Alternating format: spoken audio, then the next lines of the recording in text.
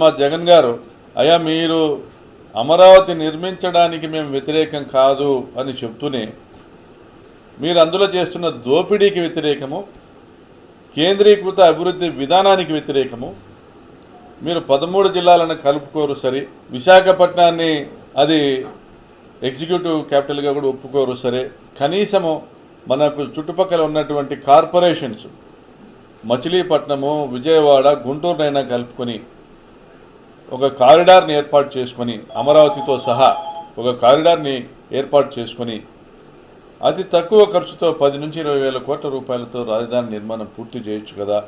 దీనివల్ల దాదాపుగా మచిలీపట్నము, విజయవాడ, గుంటూరు కలిపి దాదాపుగా 1 కోటి జనాభా ఉన్నటువంటి ప్రాంతం, 1 కోటి జనాభా ఉన్నటువంటి ప్రాంతం ఒక మెట్రోపాలిటన్ సిటీకి, ఒక హైదరాబాద్ లాంటి మెట్రోపాలిటన్ సిటీకి దీటుగా మనం రాజధాని తయారు చేసుకోవచ్చు. ఈరోజు రాజధానులుగా ఉన్నటువంటి ముంబై 2.5 కోటి జనాభా, చెన్నై 1.5 కోటి జనాభా, హైదరాబాదు 1.25 కోటి జనాభా. మరి 70,000 జనాభా ఉన్న అమరావతి ప్రాంతంలోని 28 గ్రామాల్లో నువ్వు 1,00,000 కోట్ల రూపాయలు ఖర్చు పెడతావు. మళ్ళీ రెండో దశ కోసం భూ సమీకరణకు పోతున్నావు, రైతుల్ని ఇబ్బంది పెడతా ఉన్నావు. మరి దానికి మళ్ళీ ఇంకొక 1,00,000 కోట్లు అప్పు చేస్తానంటున్నావు. మరి ఈ అప్పులన్నీ మేమందరం కూడా 13 జిల్లాల వాళ్ళు ఎందుకు కట్టాలా?